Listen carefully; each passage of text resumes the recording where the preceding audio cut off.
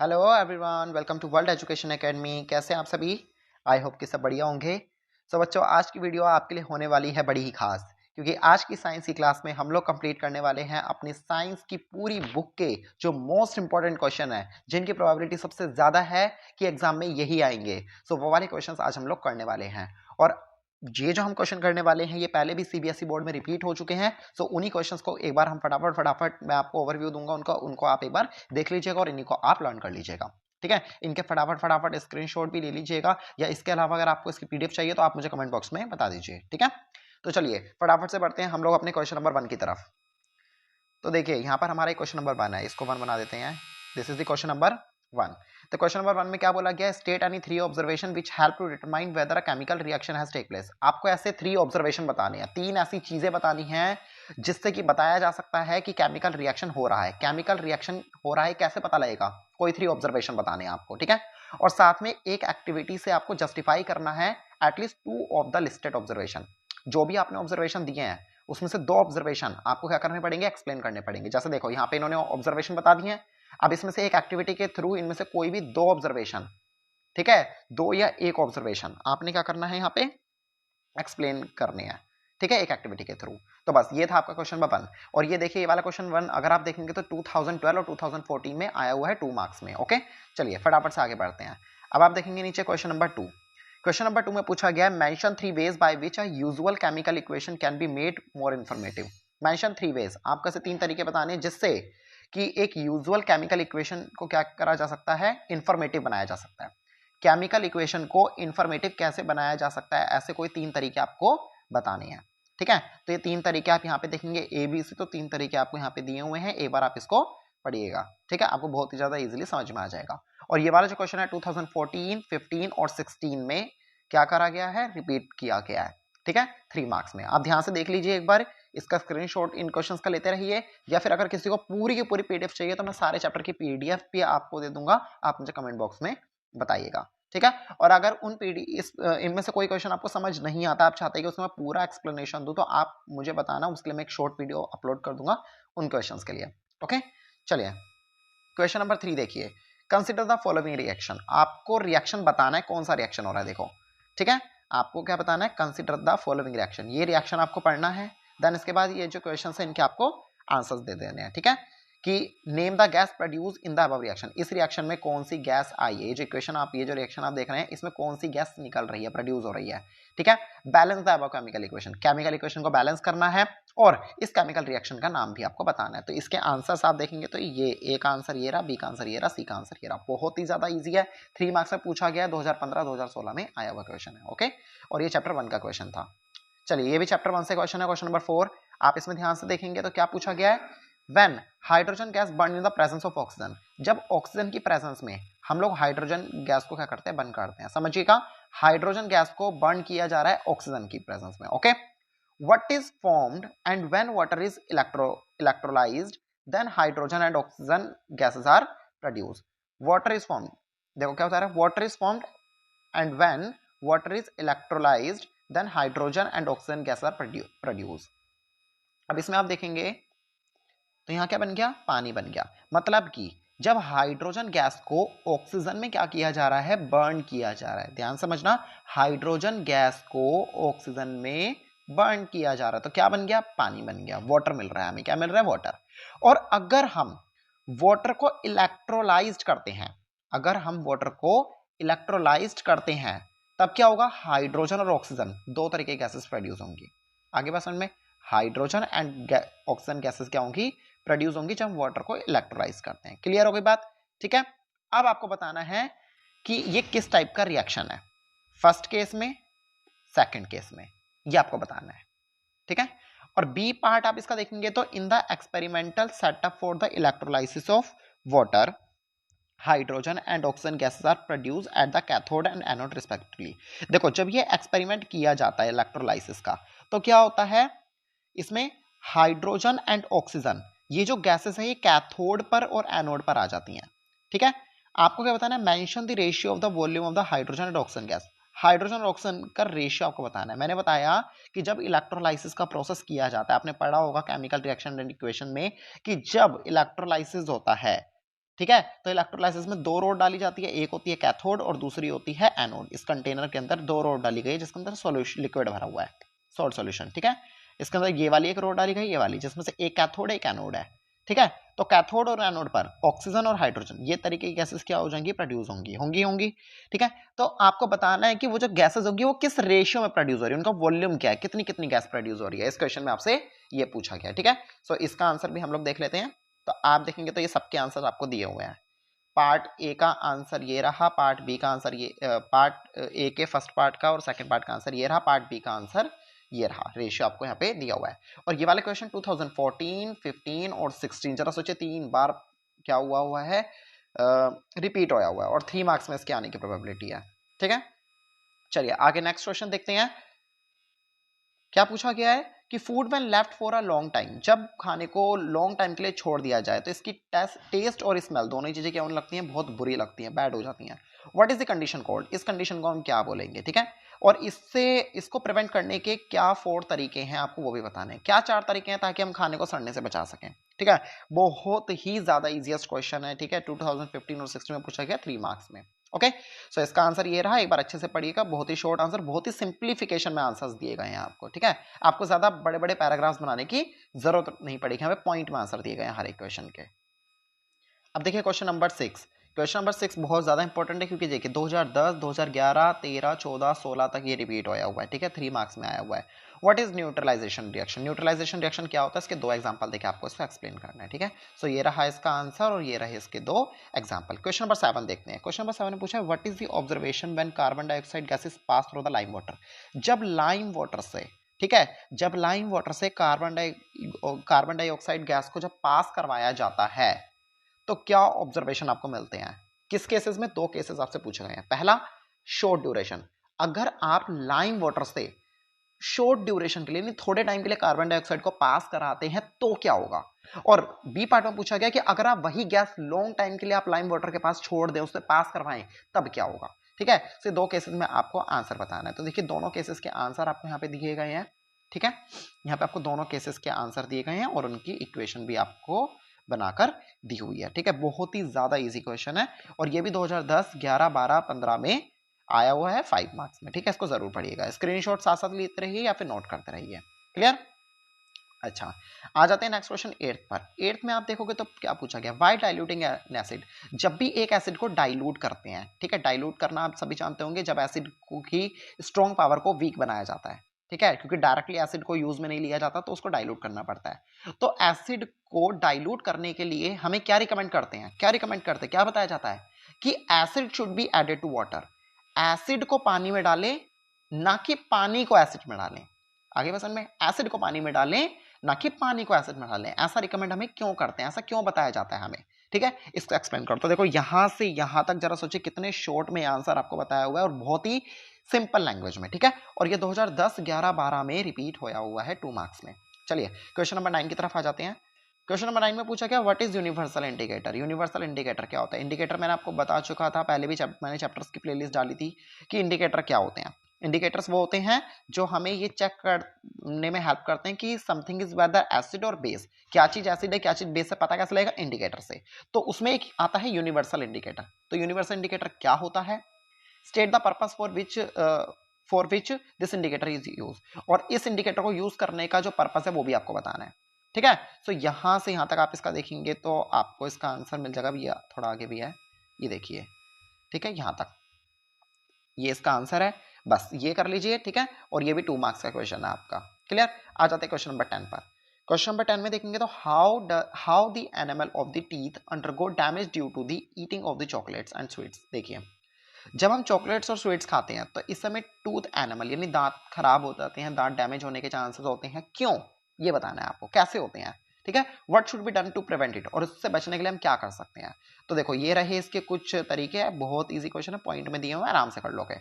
और ये भी 2014, 15, 16 में आया हुआ है 2 मार्क्स में। चलिए क्वेश्चन नंबर आगे बढ़ते हैं 11 की तरफ। ये क्वेश्चन नंबर 1 लिखा हुआ है 11, ये क्वेश्चन नंबर 11 है। ठीक है, 11। चलिए 11 में आप देखेंगे differentiate between the strong electrolytes. आपको बताना है स्ट्रॉन्ग इलेक्ट्रोलाइट्स और वीक इलेक्ट्रोलाइट्स क्या होते हैं, इसके बीच में आपको डिफरेंस बताना है। ठीक है, और 2 एग्जांपल भी देने हैं दोनों के। क्लियर। तो ये रहे स्ट्रॉन्ग, ये रहे वीक, और दोनों के दो दो एग्जाम्पल भी आपको यहाँ पे दिए हुए हैं। 3 मार्क्स का क्वेश्चन है, 2014, 15, 16 में ये आया हुआ है। चलिए क्वेश्चन नंबर 12 देखिए। इन द टेबुलर फॉर्म, आपको टेबुलर फॉर्म में बताना है, क्या बताना है, right the colour of the following indicators. Acid और बेस, नीचे आपको कुछ इंडिकेटर दिए हुए हैं, उन इंडिकेटर को बताना है कि जब वो एसिड में जाएगा और बेस में जाएगा तो क्या रिएक्शन देगा। इंडिकेटर को अगर हम एसिड में डालते हैं और बेस में डालते हैं तो वो कैसा बिहेव करेगा, आपको ये बताना है। ठीक है, तो देखो किसके बारे में पूछा, एक तो पूछा लिटमस पेपर के बारे में, एक पूछा आपसे फिनॉल पैथिलीन सॉल्यूशन के बारे में, और एक पूछा मिथाइल ऑरेंज के बारे में। तो आपने तीनों सॉल्यूशंस यहाँ पे लिख लिए हैं। ये एसिड में कैसा कलर देंगे और बेस में कैसा कलर देंगे, उनके बारे में भी यहाँ पे लिख के आपको दिया हुआ है। और आपको बताना है कि इसमें से H पॉजिटिव और OH नेगेटिव आयोन्स किसके अंदर आपको देखने को मिलेंगे। ठीक है, इनको कंपेयर करना है आपको इस मेथड का यूज करके। ये वाला क्वेश्चन 2015-16 में आया हुआ है 5 मार्क्स में। ठीक है, ये रहा बी पार्ट आपका नीचे बताया भी हुआ है। चलिए आगे, give the formula of the bleaching powder and right the application of it. आपको ब्लीचिंग पाउडर का फॉर्मूला लिखना है, ये बहुत इंपॉर्टेंट है, हर बार पूछने के लिए आता है ब्लीचिंग पाउडर का फॉर्मूला, केस स्टडी में भी आता है, वैसे भी आ जाता है। तो ब्लीचिंग पाउडर का फॉर्मूला जरूर अच्छे से याद करके जाना। ठीक है, ब्लीचिंग पाउडर का फॉर्मूला बताना है और इसकी दो एप्लीकेशन बतानी है, यानी इसका क्या यूज है, दो वो आपने बताने हैं। ठीक है, 2012, 13, 14 में 2 मार्क्स में क्वेश्चन आया हुआ है। ठीक है, ये आप जरूर कीजिएगा। चलिए, तो ये पूरा यहाँ तक आप देख लेंगे। ये देखिए यहाँ पर ये कंप्लीट है क्वेश्चन ये वाला। चलिए 14th क्वेश्चन देखते हैं। 14th क्वेश्चन देखेंगे तो आपको इसमें बता रखा है कि हाउ इज पीओपी, यानी plaster of Paris, POP, how is POP chemically different from the gypsum. जो पीओपी है वो जिप्सम से किस तरीके से डिफरेंट है, and how can they B inter converted, और ये इंटर कन्वर्टेड किस तरीके से बताई गई है, आपको ये भी बताना है। Write any 2 uses of POP, POP के 2 यूजेस भी लिखने हैं। ये क्वेश्चन 2014, 15, 16 3 मार्क्स में आया हुआ है। तो ये रहा इसका आंसर, और ये इनकन्वर्टिबल है या नहीं ये भी आपको बता रखा है, और किस तरीके से है, पीओपी के 2 यूजेस भी आपको यहाँ पे बताए हुए हैं। ठीक है, तो पॉइंट टू पॉइंट आपको आंसर मिल रहे हैं हर एक क्वेश्चन के। चलिए फटाफट आगे बढ़ते हैं। Question number 15, what is the chlor alkali process. ये क्लोर एल्कली प्रोसेस क्या होता है, राइट इट्स केमिकल इक्वेशन, इसकी केमिकल इक्वेशन आपको लिखनी है। ठीक है, क्लोर एल्कली प्रोसेस क्या है, केमिकल इक्वेशन क्या है इसकी। देखो जब भी आप क्वेश्चन रीड करते हो ना, तो उसमें जो पूछा गया, जो मेन की पॉइंट्स है उनको अंडरलाइन कर लो, ताकि आपको पता रहे कि क्वेश्चन में क्या क्या चीजें पूछी जा रही है, किस किस चीज के बारे में आपको डिफाइन करना है। बट जो कीवर्ड मिल गया ना उसी को डिफाइन कर डालो, आपका आंसर कंप्लीट हो जाएगा। So what is chloro alkali, chloro alkali के बारे में पूछा, जो आता है लिख दो क्लोरो एल्कली से रिलेटेड। फिर बोला गया राइट द केमिकल इक्वेशन, इसकी केमिकल इक्वेशन लिख दो। विच गैसेस इज इवॉल्व, देखो पूछा गया कि कौन सी गैस निकलेगी इसमें से, तो जो गैसेस आपको पता है निकाल दो। ठीक है, लिख दो जो आपको पता है कैथोड और एनोड पर। ठीक है, write any 2 uses of hydrochloric acid, hydrochloric acid के 2 यूजेस बताने हैं, और and bleach so formed as product. ठीक है, तो यहाँ पे आप देखोगे तो इसका आंसर ये आपको दिया हुआ है, इसको आप आराम से लिख लेंगे। ठीक है, आपको ब्लीच के भी वो भी लिखने थे ना, प्रोडक्ट्स, मतलब ब्लीच से बनने वाले कौन कौन से प्रोडक्ट है ब्लीचिंग पाउडर से, तो वो क्लियर। तो ये आपका क्वेश्चन नंबर 15 था, क्लियर। चलिए आगे बढ़ते हैं नेक्स्ट क्वेश्चन की तरफ। ये देखिए क्वेश्चन नंबर 16, क्वेश्चन नंबर 16 में बोला गया right one example of each of the following. आपको जो नीचे केसेस दिए गए हैं इनके एक एक एग्जांपल लिखने हैं, part A, part B, part C. ठीक है, इनके आंसर्स आपको बताने हैं। तो a metal and non metal which are liquid at the room temperature, ऐसे मेटल और नॉन मेटल बताओ जो रूम टेम्परेचर पे क्या रहते हैं, लिक्विड रहते हैं। सेकंड पार्ट में पूछा गया metal which is very soft, ऐसे मेटल के नाम बताओ जो काफी ज्यादा सॉफ्ट होते हैं, और ऐसे नॉन मेटल बताओ जो काफी ज्यादा हार्ड होते हैं। थर्ड पार्ट में पूछा गया है कि a metal which is very low melting point, ऐसा मेटल बताओ जिसका मेल्टिंग पॉइंट बहुत ज्यादा कम होता है, और नॉन मेटल जिसका मेल्टिंग पॉइंट बहुत ज्यादा हाई होता है। ठीक है, तो ये ए बी सी तीनों के एग्जांपल यहाँ पे दिए हुए हैं। ये वाला क्वेश्चन 2014, 15, 16 में 3 मार्क्स में रिपीट होया हुआ है। ओके, क्वेश्चन नंबर 17 की बात करते हैं। क्वेश्चन नंबर 17 में देखेंगे, so metal oxide are basic in nature, जो मेटेलिक ऑक्साइड होती है ये नेचर वाइज बेसिक होती है, एसिड नहीं होती, बेस होती है। ठीक है, but some metals oxide some both acidic and as well as basic, but कुछ मेटेलिक ऑक्साइड ऐसी होती है जो एसिड भी होती है और बेसिक भी होती है, दोनों बिहेवियर शो करती है। So what are these oxide, तो आपको बतानी है ऐसी ऑक्साइड कौन सी हैं जो एसिडिक भी होती हैं और बेसिक भी होती हैं। नेम वन सच ऑक्साइड, ऐसी एक ऑक्साइड का नाम बताना है आपने, और उसका रिएक्शन भी आपने लिखना है एसिड और बेस के साथ कैसा होता है। ठीक है, 2014 से 15 और 16 में आया हुआ 2 मार्क्स का क्वेश्चन है। ये रहे इसके तीनों चीजें, एक ऑक्साइड का नाम बताना वो आपने बता दिया, उसका एग्जांपल बताना था, और उसकी इक्वेशन आपने लिखनी थी। ठीक है, किस तरीके से एसिड के साथ रिएक्ट करते हैं, इनका रिएक्शन। आ जाते हैं क्वेश्चन नंबर 18 पे। क्वेश्चन नंबर 18 में क्या पूछा गया है, क्वेश्चन नंबर 18 में आप देखेंगे support your answer with the chemical equation in each case. आपको दो कुछ केसेस दिए हुए हैं, उस केसेस में आपको क्या करना है, केमिकल इक्वेशन देके एक्सप्लेनेशन देना है, ठीक है, अपने आंसर को सपोर्ट करना है। सो पहला केस पूछा गया आपसे कि what happen when magnesium ribbon is burn in the air. जब मैग्नीशियम रिबन को एयर में बर्न करते हैं तो क्या होता है, ठीक है। What is the state of the metal oxide in the product form. जब प्रोडक्ट में हमें क्या कहते हैं, मैग्नीशियम रिबन को जब हम एयर में क्या करते हैं, बर्न करते हैं, तो हमें ऐसा प्रोडक्ट क्या मिलता है, मेटल ऑक्साइड मिलता है। तो मेटल ऑक्साइड का क्या मतलब स्टेट है, आपको वो बताना है, ठीक है। An element A form two, second B part बता रहा हूँ मैं आपको। An element A forms two oxide AO and AO2। मान लो एक एलिमेंट ए है जो कि दो ऑक्साइड बना रहा है, एक है AO और एक है AO2, ठीक है। अगर मान लो ऑक्साइड AO जो है ये न्यूट्रल है, where as the oxide AO2 जो है ये एसिडिक है, ठीक है। Would you call the element A as a metal. तो क्या ए वाला जो था, ये क्या ए एक मेटल है या फिर नॉन मेटल, आपको ये बताना है। क्लियर हुई। ए जो था एक एलिमेंट है जिसने दो चीजें बनाई, दो ऑक्साइड बनाई, एक बनाई AO एक बनाई AO2, ठीक है, जिसमें से AO न्यूट्रल है, मतलब ना तो एसिड है ना तो बेस है, ठीक है। इसके अलावा अब आपने क्या बताना है कि जो मेटल, ये जो आपका एलिमेंट ए था ये मेटल है या फिर नॉन मेटल है, ठीक है। तो इसके आंसर आप देख लेंगे, तो यहाँ पे लिखे हुए क्वेश्चन नंबर 19 पर आ जाते हैं। क्वेश्चन नंबर 19 आप देखेंगे। क्वेश्चन नंबर 19 में क्या पूछा गया है कि show the formation of MgCl magnesium chloride by the transfer of the electron. आपको बताना है कि मैग्नीशियम क्लोराइड जो है ये किस तरीके से बनता है जब हम इलेक्ट्रॉन्स को ट्रांसफर करते हैं, ठीक है। What kind of compound is a magnesium chloride. Magnesium chloride किस तरीके का कंपाउंड है, ठीक है, हार्ड है या सॉफ्ट है और क्यों है, ये आपको बताना है। Comment on it solubility. आपको इसकी सॉल्युबिलिटी पे भी सॉल्युबिलिटी पर भी क्या करना है, कमेंट करना है, बताने कि सॉल्युबल है या नहीं है इन वाटर, ठीक है। और इसकी कंडक्टिविटी के बारे में बताना है। बहुत इंपॉर्टेंट क्वेश्चन है, 2010, 11, 12, 13 में आया हुआ है और 3 मार्क्स का ये क्वेश्चन है, ठीक है। तो ये इसका आंसर आप देख लिया होगा आपने पूरा का पूरा, ठीक है। ये देखिए, ये इसका पूरा का पूरा आंसर है। चलिए आगे बढ़ते हैं। नेक्स्ट क्वेश्चन आप यहाँ पर देखेंगे। So describe briefly the method of obtain the mercury from the cinnabar. जो सिनाबर है उससे किस तरीके से मर्क्यूरी को ऑब्टेन करा जाता है, आपको ये बताना है। Right the chemical equation of the reaction involve in this process. जो ये मर्क्यूरी निकालने का जो प्रोसेस है इसमें कौन सी केमिकल इक्वेशन का यूज करा गया है उसको आपको भी बताना है। तो 2013, 14, 16 में क्वेश्चन आया हुआ है, 2 मार्क्स में है।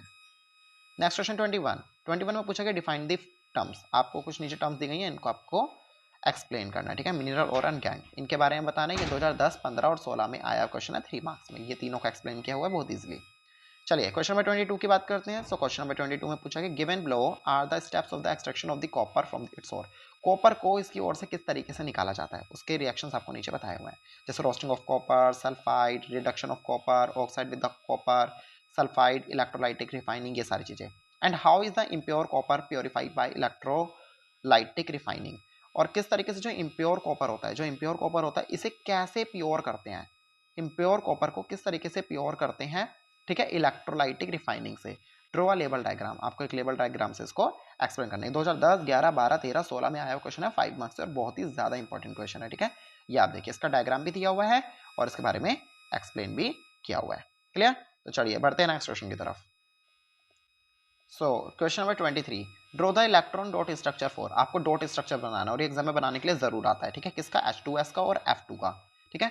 एंड सेकंड पार्ट में आपको बताना है what type of bond is present in the F2 में किस तरीके का बॉन्ड आपको देखने को मिल रहा है। ये क्वेश्चन 2014, 2015 और 2016 में आया हुआ क्वेश्चन है, ठीक है। इसके अलावा आप यहाँ पे देखेंगे तो ये पार्ट 1, पार्ट 2 इनका एक्सप्लेन आपको करके दिया हुआ, डॉट स्ट्रक्चर भी बना के रख रखा है और आप समझ जाएंगे किस तरीके का इनका नेचर भी है।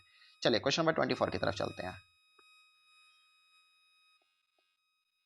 Question number 24. State the reason why the carbon can neither form C4 positive cation nor C4 negative anion.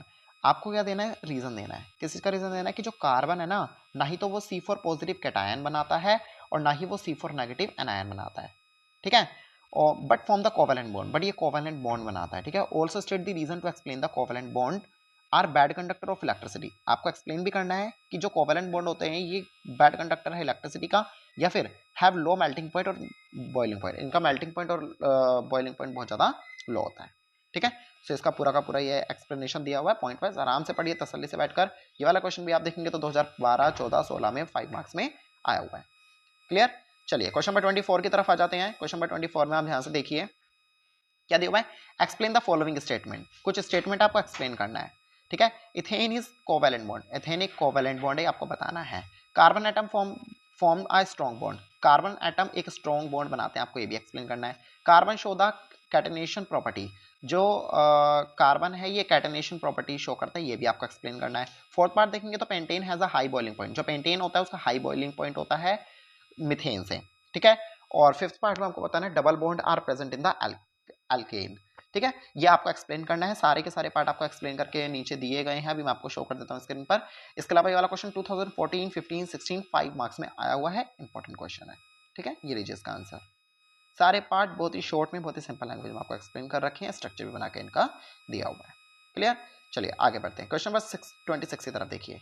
Question number 26 में क्या बोला है, right the name of the following carbon compound. कुछ कार्बन कंपाउंड दिए हैं, आपको इनके क्या लिखने हैं, नेम्स लिखने हैं और इनका स्ट्रक्चर भी बनाना है। जैसा आप देखेंगे पार्ट 1 है, ये पार्ट 2 है और ये पार्ट 3 है। तीनों का आपको क्या कर लेना है, स्ट्रक्चर तैयार करना है। 2014 से एंड 15 में ये आया हुआ है 3 मार्क्स से उसमें, क्लियर। सो ये सब बनाया हुआ है इनका, आप आराम से देखेंगे क्लियर आपको हो जाएगा। चलिए अब आते हैं क्वेश्चन नंबर 27 की तरफ। क्वेश्चन नंबर 27 में देखेंगे तो यहाँ पे क्या दिया हुआ है, आ कलरलेस गैस एक्स, एक कलरलेस गैस है जो कि एक्स है, इसका फॉर्मूला आपको ये बताया गया है। और इट इज डीक्लोराइजेस, इसको डीक्लोराइजेस करवाया गया है, it decolourises bromine water. Write the chemical name of this, इसका आपको क्या लिखना है, जो एक्स है इसमें उसका केमिकल नेम लिखना है। बस सिंपल सा एक क्वेश्चन है, 1 मार्क में आया 2014 एंड 15 में, क्लियर। क्वेश्चन नंबर 28 में आ जाते हैं। क्वेश्चन नंबर 28 में क्या बोला गया है, एन ऑर्गेनिक कंपाउंड एक्स, एक ऑर्गेनिक कंपाउंड है एक्स। इस तरह के क्वेश्चन बहुत ज्यादा पूछे जाते हैं, वेरी वेल क्वेश्चन, ठीक है।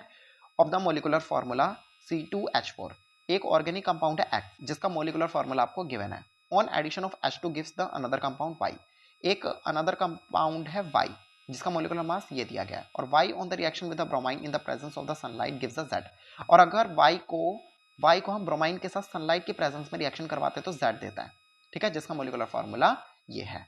तो अब आपको बताना है एक्स वाई जेड है क्या चीज, इन कंपाउंड्स के नेम आपको बताने हैं। Write the equation for the conversion of X to Z, X को जेड में कन्वर्ट करना है तो इसके लिए क्या इक्वेशन रहेगी वो भी आपको बतानी है, और इस रिएक्शन का नेम भी आपको बताना है। ये क्वेश्चन बहुत इंपॉर्टेंट है, 2015 और 16 में 3 मार्क्स में आया हुआ है, ठीक है, बट ईजी है। ये देखिए ये इसका आंसर है। चलिए 29 में देखें तो unsaturated hydrocarbon take part in addition reaction. So एक जो अनसैचुरेटेड हाइड्रोकार्बन होता है ना, ये करता है पार्ट लेता है एडिशन रिएक्शन में, ठीक है, क्या लेता है, पार्ट लेता है एडिशन रिएक्शन में, ओके। सो आपने अगर ना राइट द केमिकल इक्वेशन, आपको इसकी केमिकल इक्वेशन लिखनी है between the propane and the hydrogen, hydrogen और प्रोपेन के बीच की आपको केमिकल इक्वेशन लिखनी है। Right the significance of this reaction, इस रिएक्शन का हमारे डेली लाइफ में क्या सिग्निफिकेंस आपको वो भी बतानी है। Mention the function of N I in this reaction, आपको एन आई की फंक्शन भी बताना है, ठीक है, एन का फंक्शन भी बताना है इस रिएक्शन में। तो ये दोनों चीजें आपसे 2 पार्ट पूछे थे वो आप आराम से बता सकते हैं। चलिए देखिए नेक्स्ट देखिए, how can a carboxylic acid and an alcohol be disguised using their chemical property. आपको कार्बोक्सिलिक एसिड और अल्कोहल के बीच में डिफरेंशिएट करना है, डिफरेंस बताना है केमिकल प्रॉपर्टी का यूज करके इनकी, ठीक है। 3 डिफरेंसेस आपको बताने, तो 3 डिफरेंसेस ये रहे, 2014-15 में आया हुआ 3 मार्क्स का क्वेश्चन है ये। क्वेश्चन नंबर 31 में आप देखेंगे तो name the process and which right the complete reaction involve the following conversion. आपको करना है नेम द प्रोसेस, आपको प्रोसेस बताना है, केमिकल रिएक्शन आपको बतानी है, किसके, फॉलोइंग कन्वर्जन के। अगर आप एथेनॉल को इथेन में कन्वर्ट करते हैं और एथोनिक एसिड को आप ईस्टर में कन्वर्ट करते हैं और ईस्टर को आप एथेनॉल में कन्वर्ट करते हैं, सो कौन कौन सी इक्वेशंस आपकी बनेगी, वो तीनों इक्वेशन आपने लिखनी है। 2014-15 में आया हुआ क्वेश्चन है, 5 मार्क्स में है। 32 देखिए, 32 question, classify the following organic compound. आपको क्या करना है, जो नीचे ऑर्गेनिक कंपाउंड दिए गए इनको क्लासीफाई करना है और इनकी जो यूनिक केमिकल प्रॉपर्टीज हैं उनको भी लिखना है। राइट द केमिकल इक्वेशन, इनकी केमिकल इक्वेशंस को भी आपने लिखना है, ठीक है। तो कंपाउंड्स थे, इनके रिएक्शन आपको दिए थे, इनकी केमिकल इक्वेशंस को आपने लिखना है, ठीक है, और क्लासीफाई भी करना है इनकी प्रॉपर्टी के बेसिस पे। इनकी प्रॉपर्टी के बेसिस पे देखो हमने इनको क्लासीफाई भी कर दिया सबको, ठीक है। सो ये रहा इसका आंसर, और ये क्वेश्चन ये भी आपका 2014 और 15 में आया हुआ क्वेश्चन है और 5 मार्क्स में है। Question number 33, explain the following term with the help of the chemical reaction. आपको क्या करना है, एक्सप्लेन करनी है इन फॉलोइंग टर्म्स को, जो नीचे टर्म्स आपको गिवन है इनको एक्सप्लेन करना है और उनकी केमिकल रिएक्शन को भी आपको बताना है, उसी की हेल्प से आपको इनको एक्सप्लेन करना है। सो जैसे कि ऑक्सीडेशन रिएक्शन, हाइड्रोजनेशन रिएक्शन, इसके अलावा एस्टरिफिकेशन रिएक्शन और सैपोनिफिकेशन रिएक्शन, सब्स्टिट्यूशन रिएक्शन, ये सारे के सारे रिएक्शंस को आपको एक्सप्लेन करना है। क्लियर? ये देखिए सारे के सारे रिएक्शन आपको गिवन है। ये वाला क्वेश्चन भी 2014 और 15 में 5 मार्क्स में आया हुआ है। ये लीजिए, ये फुल इसका आंसर यहाँ तक है। क्लियर? चलिए आगे बढ़ते क्वेश्चन नंबर 24 की तरफ। क्वेश्चन नंबर 24 में देखेंगे तो compound X as a molecular formula है। एक कंपाउंड एक्स है जिसका मॉलिक्यूलर फार्मूला आपको गिवन है, जो कि Na यानी सोडियम के साथ जब वो रिएक्ट करता है तो मेटल प्रोड्यूस हाइड्रोजन गैस, तो हाइड्रोजन गैस रिलीज होती है। आपको बताना है कंपाउंड कौन सा है, एक्स कंपाउंड कौन सा है, इसका फंक्शनल किस फंक्शनल ग्रुप में प्रेजेंट है। Right all the possible isomers of this compound, आपको इसके सारे आइसोमर्स भी लिखने हैं। Write the reaction of the compound which Na metal, ये जो सोडियम मेटल है इसका आपको क्या लिखना है, रिएक्शन भी लिखना है इस कंपाउंड के साथ। क्लियर? चलिए 2014 से 15 में 5 मार्क्स में आया हुआ ये वाला क्वेश्चन। क्लियर? चलिए बढ़ते हैं नेक्स्ट क्वेश्चन की तरफ। Name 3 life process which are essential for the maintaining life and briefly explain the functions of any of them. आपको क्या बताना है, नेम 3 लाइफ प्रोसेस, आपको 3 लाइफ प्रोसेस बताने हैं जो लाइफ की मेंटेनेंस के लिए बहुत ज़्यादा ज़रूरी है, जिसमें से आपको 3 को एक्सप्लेन भी करना है। ठीक है, एनी ऑफ देम, आपको किसी एक को एक्सप्लेन करना है। सो ये रहे आपके लाइफ के क्या कहते हैं एसेंशियल प्रोसेस जो आपकी लाइफ को मेंटेन करने में हेल्प करते हैं। उसके अलावा उसमें से एक को एक्सप्लेन करना था तो वो भी हमने कर दिया। ये 3 मार्क्स का क्वेश्चन है जो 2014, 15, 16 में आया हुआ है। नेक्स्ट क्वेश्चन नंबर 41 आप देखेंगे। सो इसमें क्या बोला गया, explain the process of assimilation. आपको एसिमिलेशन के प्रोसेस को एक्सप्लेन करना है, ठीक है, of the proteins in the human digestive system. बस इतना ही 2015-16 में आया हुआ 3 मार्क्स का क्वेश्चन है, तो ये एक्सप्लेनेशन इसका दिया हुआ है। ठीक है, नेक्स्ट क्वेश्चन आप देखेंगे।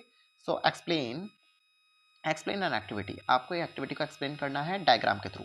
ठीक है, और बताना है कि जो कार्बन डाइऑक्साइड है वो हमारे लिए क्यों जरूरी है फोटोसिंथेसिस में। ठीक है, कार्बन डाइऑक्साइड फोटोसिंथेसिस के प्रोसेस में क्यों जरूरी, तो बस फोटोसिंथेसिस का प्रोसेस पूरा का पूरा आप लिख डालेंगे और उसको बारे में जो बाकी डिटेल्स है एक्सप्लेन करके ये एक एक्टिविटी है उसके थ्रू आप आसानी से बता पाएंगे। ठीक है, 43 क्वेश्चन देखिए। 43 आप देखेंगे तो इसमें बोला गया state the necessary condition of the autotrophic nutrition.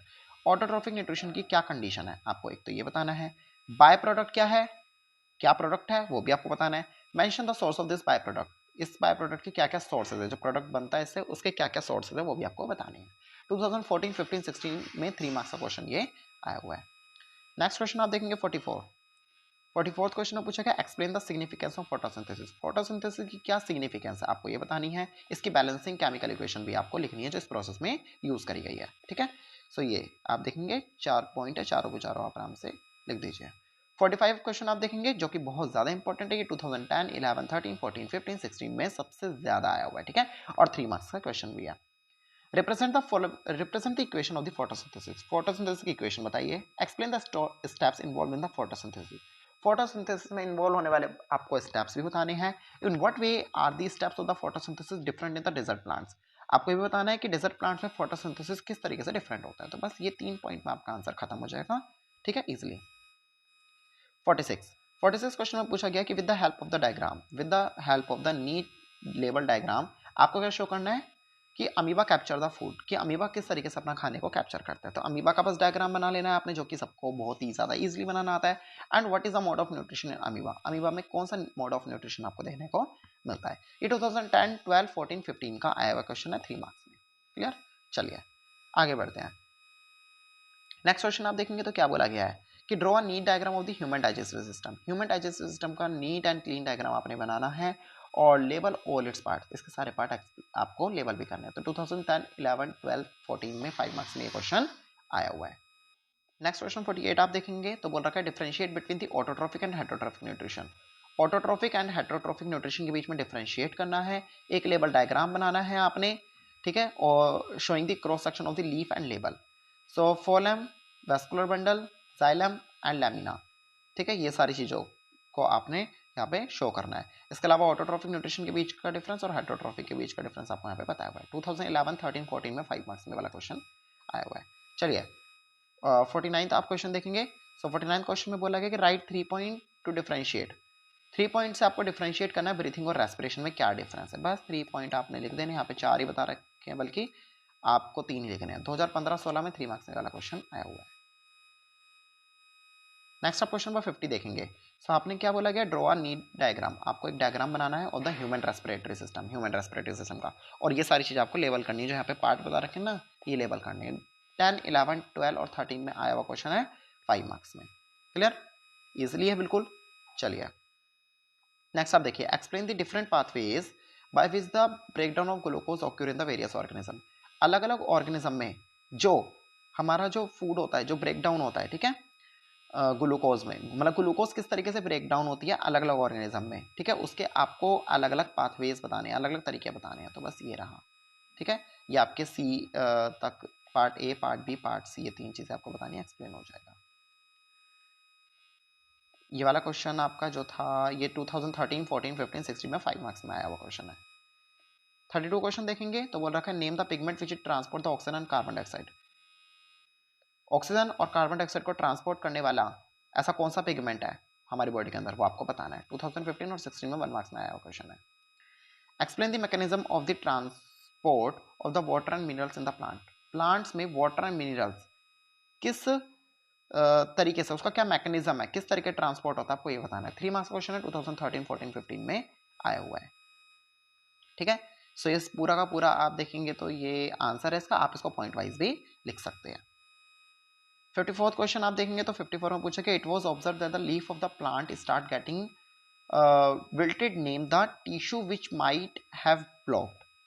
It observed that the leaf of the plant start getting wilted. अगर हम देखें तो हमने क्या देखा है कि जो लीव्स होती है ना प्लांट की, वो विल्ट करना स्टार्ट कर देती है। Name the tissue which might have blocked, ऐसा कौन सा टिश्यू है जो ब्लॉक्ड हो जाता है। State the role of this tissue in the plant, इस टिश्यू का प्लांट में क्या काम है। बी पार्ट में पूछा गया explain the opening and closing stomata. आपको ओपनिंग और क्लोजिंग स्टोमेटा बताना है और उसका लेवल डायग्राम भी बनाना है। सी पार्ट में पूछा गया कि name the physical phenomenon of by exchange of the gases occur between the plant body and atmosphere. Plant body और एटमॉस्फेयर में गैसेस एक्सचेंज कैसे होते हैं, मतलब प्लांट भी ब्रीथ करते हैं, सांस लेते हैं, तो वो कैसे ले पा रहे हैं, आपको ये भी एक्सप्लेन करना है। तो 3 पार्ट में 3 चीज़ एक्सप्लेन करनी है, आप आराम से कर सकते हैं। डायग्राम भी बना के दिया हुआ है, आराम से आप बना लेंगे। 2014, 15, 16 में 5 मार्क्स में आया हुआ क्वेश्चन। 55 क्वेश्चन देखेंगे तो बोला कि describe the double circulation in the human beings, why it is necessary. Human beings के अंदर डबल सर्कुलेशन होता है, ठीक है, तो वो क्यों जरूरी है, ठीक है, ये आपको एक्सप्लेन करना है। पहले तो आपको बताना है डबल सर्कुलेशन होता क्या है, फिर ये जरूरी क्यों, ये भी बताना है। 2011, 12, 14, 15, 16 में 5 मार्क्स में आया हुआ ये क्वेश्चन है, ठीक है। ओके 56 क्वेश्चन आप देखेंगे तो यहाँ पे बोला गया कि what is the basic unit of the kidney called. Kidney की जो बेसिक यूनिट है उसको क्या कहते हैं, and what is the why is it compose of the cluster of the very thin walled blood capillaries. So why it is compose of cluster, ये cluster की बनी हुई होती है, क्यों, why thin wall blood capillaries, ठीक है, जो थिन वॉल ब्लड कैपिलरीज होती है, ठीक है, उनसे बने हुए क्लस्टर की होती है। तो ये ऐसा क्यों है, ये भी आपको बतानी है। ये 2015-16 में 2 मार्क्स में आया हुआ क्वेश्चन है। नेक्स्ट आपसे पूछा गया है कि ड्रो दी वेल लेबल डायग्राम। आपको एक लेबल डायग्राम बनाना है एक्सक्रेटरी सिस्टम का, तो आपसे ये पूछा गया है। क्लियर, चलिए बढ़ते हैं नेक्स्ट क्वेश्चन पर। सो देखिए, right the main function of the following. आपको इनके जो नीचे पार्ट देखे हैं इनके आपको फंक्शंस लिखने हैं। पहला है सेंसरी न्यूरॉन और क्रैनिनम और vertebral column and motor neuron, आपको इनके बारे में बताना है, ठीक है। तो ये सबके बारे में आपको एक्सप्लेन किया हुआ है। एंड 14, 15 एंड 16 में ये आया हुआ क्वेश्चन है 2 मार्क्स में। नेक्स्ट क्वेश्चन आप देखेंगे तो पूछा गया है कि व्हाट आर द रिफ्लेक्सेशन। रिफ्लेक्सेशन क्या होता है, इसके 2 एग्जांपल आपको देखने हैं और एक्सप्लेन रिफ्लेक्स आर्क को भी आपको एक्सप्लेन करना है। 2010, 12, 15 में ये 3 मार्क्स का क्वेश्चन है। आप इस तरीके के बड़े क्वेश्चन को पॉइंट वाइज भी लिख सकते हैं। वैसे पॉइंट वाइज क्वेश्चन ज़्यादातर आंसर पॉइंट वाइज ही हैं, बट अगर आप बनाना चाहते हैं पॉइंट इस तरीके के क्वेश्चन के तो आप बना सकते हैं इजिली, ठीक है, उसमें कोई इशू नहीं है। नेक्स्ट क्वेश्चन आप देखिए। नेक्स्ट क्वेश्चन बोला गया state the function of the plant hormone. Plant hormone का क्या फंक्शन है आपको वो बताना है। Name 4 different type of plant hormone. 4 आपको प्लांट हार्मोन बताने हैं जो, और ये क्वेश्चन 2012, 13, 15 और 16 में 3 मार्क्स में आया हुआ है। ये देखिए, ये इसका एक्सप्लेनेशन है, पॉइंट वाइज दिया हुआ है, ये भी आप आराम से कर पाएंगे। Question number 61, how does feedback mechanism regulate the hormone secretion. जो फीडबैक मैकेनिज्म है डोज का, वो किस तरीके से हार्मोन सिक्रेट करता है ये आपको बताना है, ठीक है। Feedback mechanism, how does feedback mechanism किस तरीके से हार्मोन सिक्रेशन को क्या करता है, रेगुलेट करता है, आपको ये एक्सप्लेन करना है। तो 2011 10 11 12 13 15 16 में 2 मार्क्स में क्वेश्चन आया हुआ है, ठीक है, रिपीटेड क्वेश्चन है। नेक्स्ट देखते हैं। तो पूछा गया कि explain how the human body respond when the adrenaline is secreted into the blood. तो ह्यूमन बॉडी जो है वो किस तरीके से रिस्पॉन्ड करती है जब एड्रेनालाइन सिक्रेट होता है हमारी ब्लड के अंदर, ठीक है। ये 2010 11 12 14 16 में 2 मार्क्स में आया हुआ क्वेश्चन है, इंपॉर्टेंट है, ठीक है, ये आपने जरूर करना है। नेक्स्ट क्वेश्चन देखिए 63 में पूछा गया compare the process of binary fission and the multiple fission. Binary fission और मल्टीपल फिजन को कंपेयर करना है। तो ये रहा बाइनरी और ये रहा मल्टीपल, ठीक है। 2012-15 में 3 मार्क्स में आया क्वेश्चन है। डिफाइन अ जाइकोट, आपको बताना है कि जाइकोट क्या होता है, ठीक है, बिल्कुल सिंपल क्वेश्चन है। 2014-15 में 1 मार्क्स में आया हुआ है। Mention the role of the tail of the sperm की टेल को आपको एक्सप्लेन करना है। 2014-15 में 1 मार्क्स में आया हुआ क्वेश्चन है। Mention the function of the stamen का क्या फंक्शन है ये आपको बताना है। 2014-15 में 1 मार्क्स का क्वेश्चन है। आ जाता है क्वेश्चन पर 67 पर। Give any 2 suitable differences between the radicle and the plumule. आपको प्लम्यूला और रेडिकल में डिफरेंशिएट करना है, ठीक है। कोई 2 एग्जांपल देखे, तो ये रेडिकल और ये रहा आपका प्लम्यूला। नेक्स्ट 68 क्वेश्चन देखेंगे। तो इसमें पूछा गया list two preparation show every month by the uterus and the anticipation of the pregnancy in the human. आपको 2 ऐसी प्रिपरेशंस बतानी है जो कि एवरी मंथ अगर हमें यूटेरस में देखने को मिलती है। क्या चीज़? Anticipation of the pregnancy in the human के बॉडी में प्रेगनेंसी के टाइम पर जो यूटेरस के अंदर हमें एंटिसिपेशन देखने को मिलते हैं, उसकी क्या प्रिपरेशन है वो आपको बतानी है, ठीक है। ये 68 क्वेश्चन है और ये 2014-15 में 3 मार्क्स में आया क्वेश्चन है।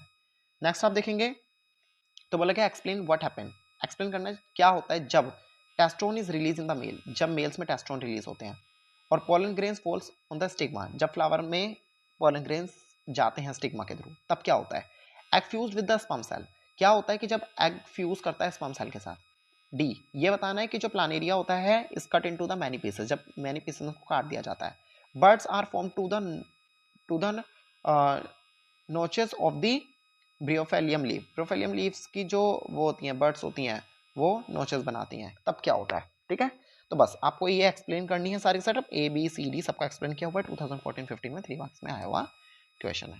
क्लियर हुई ये बात? चलिए नेक्स्ट क्वेश्चन पर चलते हैं। सब देखिए क्वेश्चन नंबर 70। क्वेश्चन नंबर 70 में क्या बोला गया है कि a normal baby girl receive her x chromosome from who, mother father, both mother and father और आइदर फ्रॉम मदर और फादर। यानी एक जो नॉर्मल बेबी गर्ल होती है वो एक्स क्रोमोसोम लेती है, किससे? मदर से लेती है, फादर से लेती है या दोनों से लेती है, या तो फिर फादर से लेगी या फिर खाली मदर से लेगी, तो आपको बताना है, ठीक है। तो एक्स क्रोमोसोम वो वैसे वो दोनों से लेती है, ठीक है। तो ये इसका आंसर है, यहाँ से यहाँ तक आप इसको समझ सकते हैं, ठीक है। क्योंकि मदर के अंदर अगर हम देखें तो एक्स एक्स क्रोमोसोम्स होते हैं और फादर के अंदर वाई वाई, ठीक है। तो ये इसका आंसर है। ये भी एक इंपॉर्टेंट क्वेश्चन है, 2014 और 15 में आया हुआ है 1 मार्क्स में, ओके। चलिए नेक्स्ट क्वेश्चन देखते हैं 71 क्वेश्चन। इस क्वेश्चन में आप देखेंगे so what indication do we get by the reappearance of the dwarf plant in the F2 generation. F2 generation में अगर कोई ड्वार्फ प्लांट होता है, ठीक है, तो उसका इंडिकेशन हमें कैसे मिलेगा, ठीक है। What indication do we get, हमें क्या इंडिकेशन मिलेगा, ठीक है, कि जो F2 जनरेशन में क्या हुआ है, ड्वार्फ प्लांट रीअपीयर हुआ है। सो ये वाला क्वेश्चन भी 2012 14 15 में 1 मार्क्स में आया हुआ है। इसका आंसर आप यहाँ पर देख सकते हैं, ठीक है। चलिए बढ़ते हैं क्वेश्चन नंबर 72 की तरफ। 72 में आप देखेंगे तो बोला गया है कि Mendel observe a contrasting trait in relation to the position of a flower. जो मेंडल थे, ठीक है, मेंडल ने क्या ऑब्जर्व करा?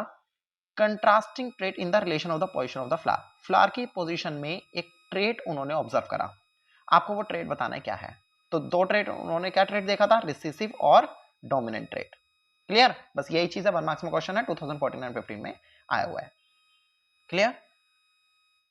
73 क्वेश्चन देखते हैं। So it was observe that in a family a woman has only a daughter. एक फैमिली में ऑब्जर्व करा गया कि एक वुमन की सिर्फ और सिर्फ एक डॉटर है।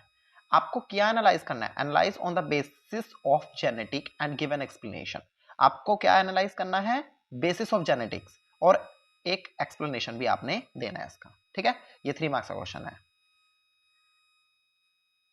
नेक्स्ट क्वेश्चन आप देखेंगे, so how do we Mendel experiment show that trait are inherited independently. जो मेंडल्स ने जो एक्सपेरिमेंट अपना किया था, ठीक है, उन्होंने अपने एक्सपेरिमेंट में क्या शो करा कि ट्रेट जो होते हैं ना वो इनहेरिटेड इंडिपेंडेंट होते हैं। ट्रेट्स कैसे होते हैं? इंडिपेंडेंट होते हैं, ठीक है।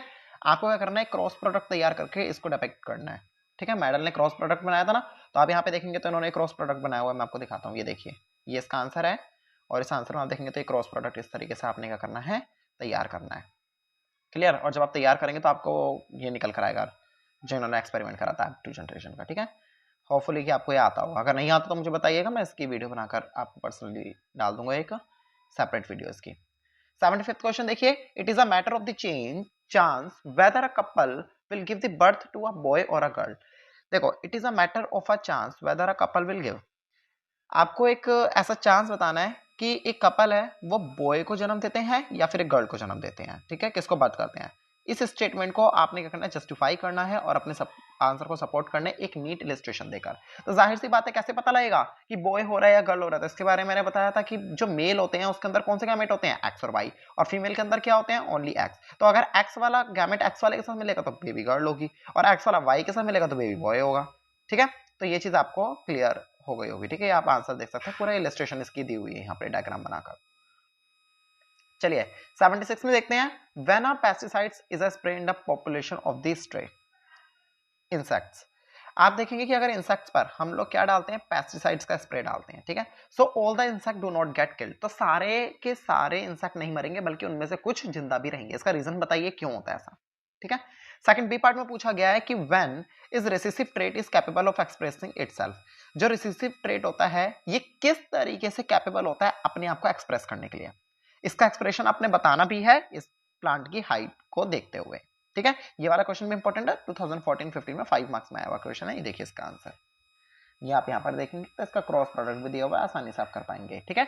टॉलनेस को देखते हुए करना है, देखो यहाँ पे लिखा भी हुआ है, टॉलनेस को देखते हुए करना है। हाइट, हाइट बोला गया ना, देखो यहाँ पे हमने टी और टी लिया है, height.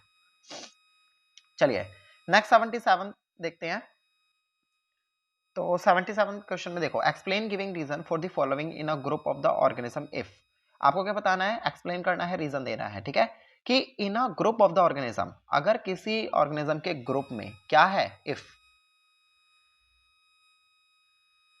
Organism, if predators are more in the group, अगर प्रीडेटर्स ज्यादा हैं ग्रुप्स में, ठीक है। सेकंड बी पार्ट में पूछा गया है कि ऑर्गेनिज्म सर्वाइव एक्सीडेंटली, जो ऑर्गेनिजम्स हैं वो कैसे सर्वाइव कर रहे हैं? एक्सीडेंटली सर्वाइव कर रहे हैं। सी पार्ट में पूछा गया है कि organism are not able to survive in changing environmental condition. Organisms are not able to survive, organism survive नहीं कर पाएंगे अगर एनवायरमेंटल कंडीशन चेंज होती है तो। तीनों का रीजन आपको देना है, तीनों का रीजन आप देखेंगे बहुत ही शॉर्ट में, तीनों का रीजन दिया हुआ है। इंपॉर्टेंट क्वेश्चन है, 2013, 14, 15 में 3 मार्क्स में आया हुआ है। नेक्स्ट वाला आप देखेंगे क्वेश्चन नंबर 78, तो बोला गया give reason why acquired characters are not inherited. आपको एक रीजन देना है कि जो कैरेक्टर्स एक्वायर्ड किए गए हैं, ठीक है, ये इनहेरिटेड है। Explain with the help of example of a mice. आपको एक माइस का एग्जांपल लेना है और उससे आपको एक्सप्लेन करना है, एक चूहे का एग्जांपल लेके आपको एक्सप्लेन करना है, ठीक है। 2012, 14, 15 में 5 मार्क्स का क्वेश्चन है, इंपॉर्टेंट है। आप इन क्वेश्चन, बड़े बड़े क्वेश्चन को पॉइंट में जरूर डिवाइड कर लीजिएगा, वैसे मोस्टली क्वेश्चन पार्ट्स में डिवाइडेड है, ओके। 79 क्वेश्चन आप देखेंगे तो आपको डिफरेंसेस बताना है हेरिडिटी और वेरिएशन में, पार्ट 1 में। बी पार्ट में आप देखेंगे तो dominant and the recessive trait में डिफरेंस बताना है। सी पार्ट आप देखेंगे तो बताया गया नेचुरल एंड आर्टिफिशियल सिलेक्शन में। 2014-15 में 5 मार्क्स का क्वेश्चन है। डिफरेंसेस ये आप नीचे देख सकते हैं, ठीक है। ए पार्ट, बी पार्ट और सी पार्ट तीनों के डिफरेंसेस आपको दिए हुए हैं, ठीक है, इजिली आप इनको बता पाएंगे। और ध्यान रहे जब भी आप रीजन देते तो एग्जाम्पल जरूर दीजिएगा उनके। नेक्स्ट क्वेश्चन नंबर 80 आप देखेंगे यहाँ पर, तो बोला गया an organism like a being in a bird is an advantage organism. जैसे एक ऑर्गन मान लिया बीइंग, ठीक है। तो अगर हम देखें तो ये बर्ड्स के लिए क्या है? एक एडवांटेज है, ठीक है, एक एडवांटेज है उनके लिए, बर्ड उनके लिए विंग्स होना, ठीक है, क्योंकि उनको फ्लाई करने में हेल्प करता है, जाहिर सी बात है। So did they appear in the different stages. तो जो इनके विंग्स होते हैं ये डिफरेंट स्टेजेस में हमें क्या देखने को मिलते हैं? मतलब अलग अलग टाइप के देखने को मिलते हैं। और ये इनमें क्या होता है? इनमें सिंगल सडन चेंजेस, यानी कि हमें इनमें सिंगल सडन चेंजेस भी देखने को मिलते हैं इनके विंग्स में, ठीक है। तो इसका आंसर देखेंगे, 1 मार्क्स का क्वेश्चन है, नॉर्मल 2012, 14 और 15 में 3 मार्क्स में आया हुआ है। वैसे 3 मार्क्स में आएगा नहीं है, 1 मार्क्स का क्वेश्चन है, गलत मार्किंग है यहाँ पे, ठीक है। एंड इसके अलावा क्वेश्चन नंबर 81 आपने नहीं करना, ठीक है। बढ़ते हैं हम लोग क्वेश्चन नंबर 82 की तरफ। चलिए पहले वाला क्वेश्चन देखिए, question number 87। In which of the following two cases the focal length of the eye lens will be more. तो आपको बताना है कि ये जो दो केसेस आपको दिए हुए हैं, इनमें से किस में जो फोकल लेंथ है वो कैसी रहेगी, ठीक है। आपको दोनों केसेस में फोकल लेंथ बतानी है। So when ciliary muscles of a normal I is most relaxed, जब सिलियरी मसल्स क्या होते हैं, रिलैक्स्ड होते हैं नॉर्मल आईज में, तब फोकल लेंथ क्या रहेगी। और जब सिलियरी मसल्स जो है नॉर्मल आईज में क्या रहते हैं, कॉन्ट्रैक्ट रहते हैं, ठीक है। तो आपको बताना है कि तब फोकल लेंथ कैसी रहेगी, मतलब दोनों केस में आपको फोकल लेंथ बतानी है, जब सिलेरी मसल्स रिलैक्स होते हैं या फिर जब सिलेरी मसल्स कॉन्ट्रैक्ट होते हैं, ठीक है। रीजन के साथ आपको इसको क्या करना है, एक्सप्लेन करना है। तो ये रहा ए पार्ट, ये रहा बी पार्ट, आराम से कर लीजिए। क्वेश्चन, ये वाला क्वेश्चन 2012-15 में 2 मार्क्स में आया हुआ है। क्वेश्चन नंबर 88 आप यहाँ पर देखेंगे। सो क्वेश्चन नंबर 88 में क्या बोला गया है, part A and part B दो हैं। पार्ट ए में बोला गया कि mention the role of the crystalline lens in the human eye. Human eye में जो क्रिस्टलाइन लेंस होता है उसका क्या रोल है, क्या काम वो करता है, आपको ये बताना है। बी पार्ट में पूछा गया कि how does the focal length of the eye lens change when we shift looking from the nearby object to a distance object. अगर हम नियर बाय ऑब्जेक्ट को डिस्टेंस ऑब्जेक्ट, अगर हम लोग क्या करते हैं, देखते हैं, ध्यान रखिए कि अगर हम दूर से किसी नियर बाय ऑब्जेक्ट को देख रहे हैं तो हमारी जो फोकल लेंथ है वो आई की किस तरीके से चेंज होगी, आपको ये बताना है, ठीक है। तो ए पार्ट और बी पार्ट दोनों का एक्सप्लेन किया हुआ है। 2014-15 में 3 मार्क्स में आया हुआ है क्वेश्चन है। क्वेश्चन नंबर 89 में बोला गया है कि draw diagram of the human eye. Human आई का डायग्राम बनाना है, लेबल डायग्राम आपको बनाना है, सारे पार्ट्स और उसके फंक्शन भी आपको बताने हैं, ठीक है। तो 5 मार्क्स का क्वेश्चन है, 2013-15 में मोस्ट इंपॉर्टेंट क्वेश्चन है, बहुत बार ये पूछा जाता है, ठीक है। 19 क्वेश्चन में पूछा गया है, 90 क्वेश्चन में बोला गया कि make a well label diagram of the showing the refraction of a light through a glass prism. Glass prism से जो लाइट का रिफ्रैक्शन होता है उसका आपको वेल लेबल डायग्राम बनाना है, और ये जो चीजें आपको दिख रही हैं ये सारी की सारी चीजें आपको इसमें शो करनी है। 2011, 12 एंड 14 में 2 मार्क्स में ये वाला क्वेश्चन आया हुआ है। इसके बाद बोला गया है कि ड्रॉ लेबल डायग्राम, आपको लेबल डायग्राम बनाना है। किसका लेबल डायग्राम बनाना है, formation of the rainbow, rainbow किस तरीके से बनता है, और इसका एक ब्रीफ एक्सप्लेनेशन भी आपको देना है हर एक स्टेज का, ठीक है। और दो कंडीशन भी बतानी है जिससे कि रेनबो को ऑब्जर्व किया जा सकता है। 2014 में 5 मार्क्स का आया हुआ क्वेश्चन, इंपॉर्टेंट है। 92 क्वेश्चन को आप देखेंगे तो बोला गया कि if a person wears a lens, अगर मान लो कोई एक पर्सन है जो लेंस पहनता है, कौन सा लेंस पहन रहा है, -6D का लेंस पहन रहा है, फॉर द डिस्टेंस विजन, दूर की नजर के लिए, ठीक है। और for correcting his near vision, और नियर विजन को करेक्ट करने के लिए वो 2+2D का चश्मा पहनता है, लेंस पहनता है, ठीक है। सो आपको फोकल लेंथ बतानी है बोथ द केसेस में, ठीक है।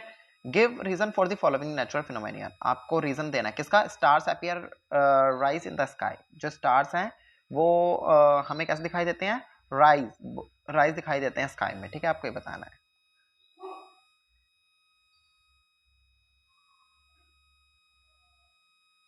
इसके अलावा क्वेश्चन नंबर 93 आप देखेंगे तो 93 में बोला गया कि why does the sun appear reddish at the sunrise, sunrise के टाइम पर जो सन वो स्काई है, the why does the sun appears reddish, जो सन है वो आपको लाल क्यों दिखता है सनराइज के टाइम पे, जब सूरज उगता है तो आपको सन रेड क्यों दिखता है।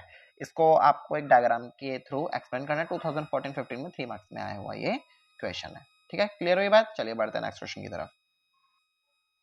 चलिए नेक्स्ट क्वेश्चन देखते हैं 94। क्या पूछा गया कि डिफाइन द इलेक्ट्रिक करंट, आपको इलेक्ट्रिक करंट को क्या करना है, डिफाइन करना है, and give the mathematical relation, आपको एक मैथमेटिकल रिलेशन भी बताना है किसमें, इलेक्ट्रिक करंट के बीच, इलेक्ट्रिक चार्ज और टाइम के बीच, ठीक है। The filament of the electric lamp which draw current, एक इलेक्ट्रिक लैम्प है उसका जो फिलामेंट है ना वो कितना करंट ड्रॉ कर रहा है, 0.2 ampere, use for the 5 hour, 5 hour के लिए इसको यूज किया जा रहा है। आपको कैलकुलेट करना है क्या amount of charge flowing through the circuit, circuit के अंदर कितना चार्ज फ्लो कर रहा है आपको वो बताना है। 2015-16 में 5 मार्क्स में आया हुआ क्वेश्चन है। Next question 95, what is mean by the electric circuit, electric circuit से आपका क्या मतलब है, आपको इलेक्ट्रिक सर्किट को एक्सप्लेन करना है।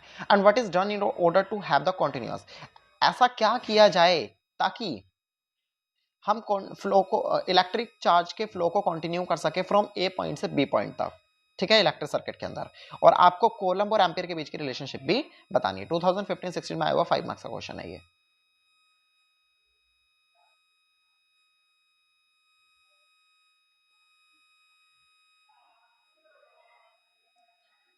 नेक्स्ट क्वेश्चन आप देखेंगे तो बोला गया है डिफाइन 1 वोल्ट, आपको 1 वोल्ट को डिफाइन करना है, express in the term of the SI unit work and the charge. आपको 1 वोल्ट को डिफाइन करना है और एक्सप्रेस इट, आपको इसको एक्सप्रेस भी करना है एसआई यूनिट में इसकी, work and the charge. Okay, calculate the amount of the energy consume carrying a charge 1 column through a battery of 3 volt. 3 volt की बैटरी से 1 कॉलम चार्ज को क्या किया जा रहा है, कैरी किया जा रहा है। तो आपको यहाँ पे एनर्जी बतानी है कितनी कंज्यूम हो रही है। नेक्स्ट क्वेश्चन आप देखेंगे 98, तो 98 में क्या बोला गया है, a bulb can not be used in the place of the resistor to verify the Ohm's law. Ohm's law को वेरीफाई करने के लिए हम लोग बल्ब का यूज नहीं कर सकते, रेसिस्टर की जगह पे बल्ब का यूज नहीं किया जा सकता ओम्स लॉ में। इस स्टेटमेंट को जस्टिफाई करो। तो ये वाला जो क्वेश्चन है 2013, 14, 15 एंड 16 में 1 मार्क्स में आया हुआ है। नेक्स्ट क्वेश्चन आप देखेंगे तो पूछा गया 99 में कि what is mean by the electric resistance. Electric resistance of a conductor से आपका क्या मतलब है, इसका एक्सप्लेन करो। ये क्वेश्चन भी 2010, 11, 12, 14 में 1 मार्क्स में आया हुआ है। नेक्स्ट क्वेश्चन 100 क्वेश्चन आप देखेंगे तो बोला गया name the state the law that give the relationship between the potential difference across the two end of a conductor and current flowing through it।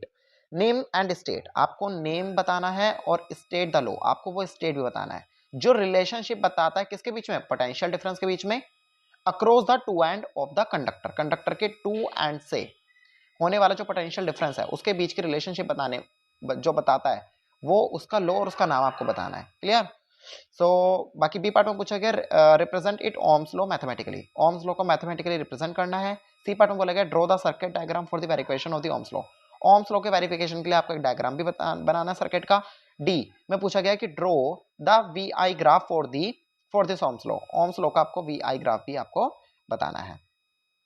ठीक है, क्लियर। ये 100 क्वेश्चन में था और ये 2010, 11, 12 में 5 मार्क्स में पूछा गया क्वेश्चन है, इंपॉर्टेंट क्वेश्चन है।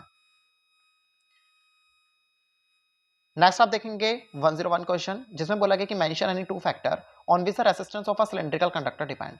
आपको ऐसे दो फैक्टर बताने हैं, ठीक है, on which the resistance of a cylindrical conductor, जिसपे सिलेंड्रिकल कंडक्टर क्या करता है, आपका सिलेंड्रिकल कंडक्टर का जो रेसिस्टेंट है वो डिपेंड करता है।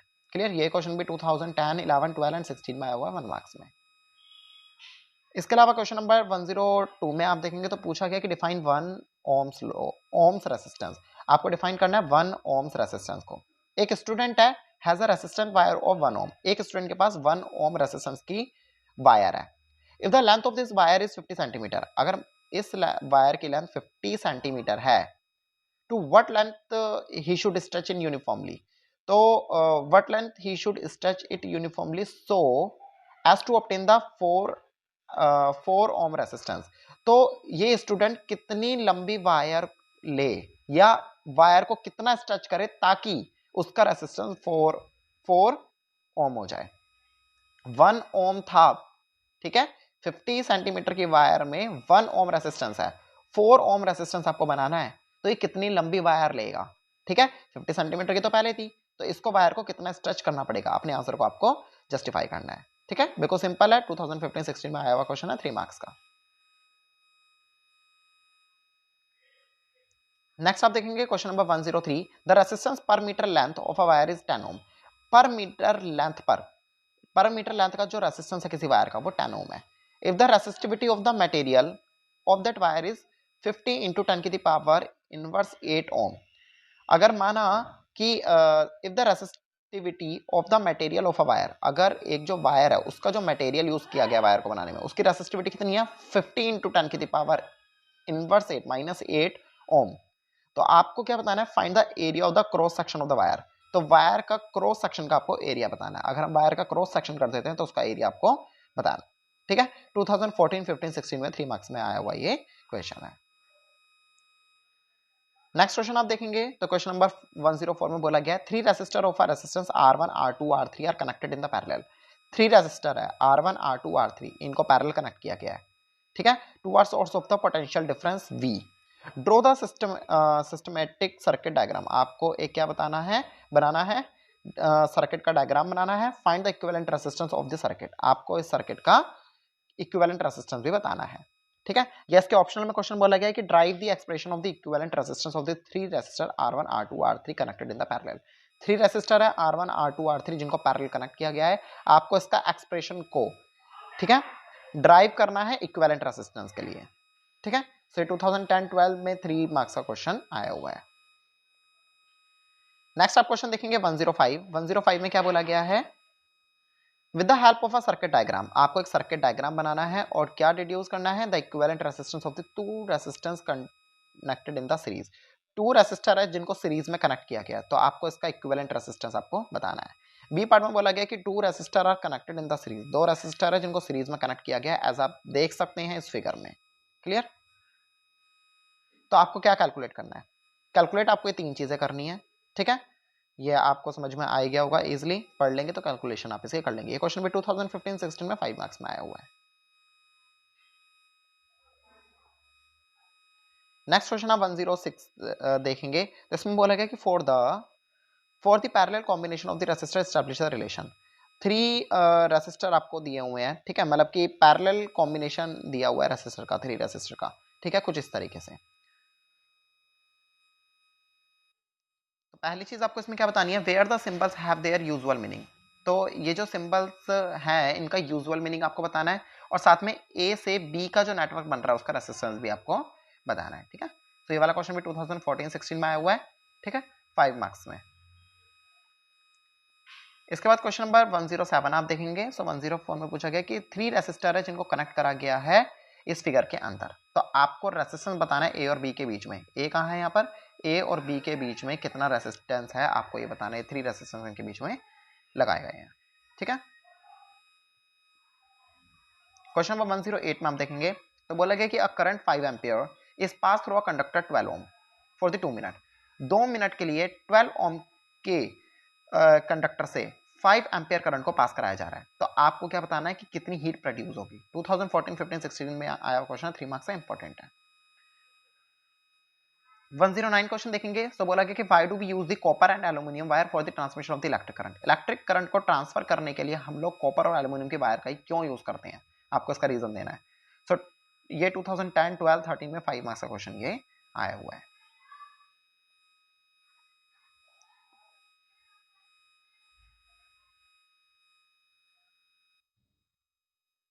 ये देखिए question number 1010, draw the pattern of the magnetic field. आपको मैग्नेटिक फील्ड का पैटर्न बताना है, ठीक है, जो कि बार मैग्नेट से बनाया जाता है, और मैग्नेटिक फील्ड लाइन जो है वो क्या होती है, क्लोज कर्व में होती है वाई, ठीक है। आप देखेंगे कर्व बना रही है ना, तो ये कर्व में क्यों है ये आपको एक्सप्लेन करना है। 2012-13 में 2 मार्क्स में आया हुआ ये क्वेश्चन है।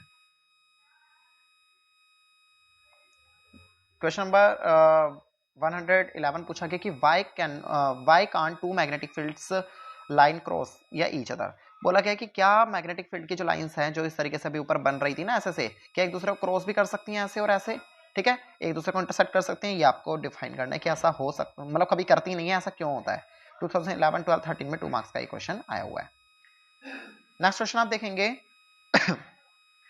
Sorry 112, question 112, right 4 properties. आपको 4 प्रॉपर्टीज लिखनी है, ठीक है, कैरेक्टरिस्टिक्स लिखनी है, प्रॉपर्टीज लिखनी है magnetic lines of a force, ठीक है। इसके अलावा बी में बोला गया कि give 2 uses of the magnetic compass. Magnetic compass के 2 यूजेस बताने हैं। 2010, 11, 12, 13 में 5 मार्क्स में ये क्वेश्चन आया हुआ है। नेक्स्ट आप देखेंगे question number 113, draw a diagram to represent a uniform magnetic field. Uniform magnetic field के डायग्राम को आपको शो करना है, ठीक है, 1 मार्क्स का क्वेश्चन है, ये आपने शो कर दिया। ये क्वेश्चन भी काफी बार आया हुआ है, ज्यादातर एमसीक्यू में पूछा जाता है ये। इसके अलावा क्वेश्चन नंबर 114 आप देखेंगे, for same current flowing through a solenoid and straight conductor. एक सेम करंट है जो सोलेनोइड और स्ट्रेट कंडक्टर से क्या किया जा रहा है, फ्लो करवाया जा रहा है। The magnetic field produce by a solenoid is much stronger. Solenoid में जो करंट जो मैग्नेटिक फील्ड प्रोड्यूस हो रही है वो ज्यादा होगी किससे, मैग्नेटिक फील्ड जो कि स्ट्रेट कंडक्टर में फ्लो करा जा रहा है। मतलब कि देखो एक सोलेनोइड बना हुआ है, ये सोलेनोइड है और ये स्ट्रेट कंडक्टर है, ठीक है। तो मैग्नेटिक फील्ड इसमें ज्यादा होगी, स्ट्रेट कंडक्टर में ज्यादा नहीं होगी। इसका रीजन आपको बताना है, जस्टिफाई करना है इस क्वेश्चन को। 2013, 14, 15, 16 में 1 मार्क्स में आया हुआ है। नेक्स्ट 115 क्वेश्चन देखेंगे, तो क्या बोला गया है कि current carrying freely suspended solenoid. एक फ्रीली सस्पेंडेड सोलेनोइड है जिसके अंदर करंट कैरी हो रहा है, ठीक है, यह हमेशा नॉर्थ साउथ डायरेक्शन में ही रहेगा। इस स्टेटमेंट को जस्टिफाई करो। 2010, 11, 13 में 2 मार्क्स में आया हुआ क्वेश्चन है। नेक्स्ट आप देखेंगे 116 state the rule of finding the direction of the magnetic field. आपको क्या बता रहे हैं, state the rule of finding the direction, current magnetic field के डायरेक्शन को चेक करने के लिए, ठीक है, हम लोग कौन से रूल को फॉलो करते हैं। क्लियर, 2010, 11, 12 एंड 15 में आया हुआ है 2 मार्क्स में क्वेश्चन। आगे आप देखेंगे तो 117 क्वेश्चन में क्या बोला गया, describe an activity to demonstrate the pattern of the magnetic field. Magnetic field को डेमोन्स्ट्रेट करते हुए आपको एक एक्टिविटी बतानी है। ओके, किसमें, स्ट्रेट कंडक्टर में। बी पार्ट में बोला गया कि state the rule, find the direction of the magnetic field. Magnetic field के डायरेक्शन को चेक करने के लिए हम लोग कौन से रूल का यूज करते हैं करंट कैरिंग कंडक्टर में। ओके, सी पार्ट में पूछा गया है what is the shape of the current carrying conductor. Current carrying conductor की जो शेप होती है वो कैसी होती है, whose magnetic field pattern resemble the bar magnet. अगर उसकी जो मैग्नेटिक फील्ड है वो कैसी बनती है, जैसे बार मैग्नेट से बनती है। ठीक है, तो आपको बतानी है ये चीज कि उसकी शेप कैसी होगी। तो 2010, 11, 12 एंड 13 में 5 मार्क्स में क्वेश्चन पूछा गया। 3 पार्ट हैं इसके, तीनों पार्ट आपको करने हैं। क्वेश्चन नंबर 11 में पूछा गया है व्हाट इज सोलेनोइड। सोलेनोइड क्या होता है, इसका जो पैटर्न है, draw the pattern of the magnetic field. आपको इसकी मैग्नेटिक फील्ड का पैटर्न भी तैयार करना है, जैसा आप यहाँ फिगर में देख सकते हैं, ये आपको बताना है। ये था पार्ट ए।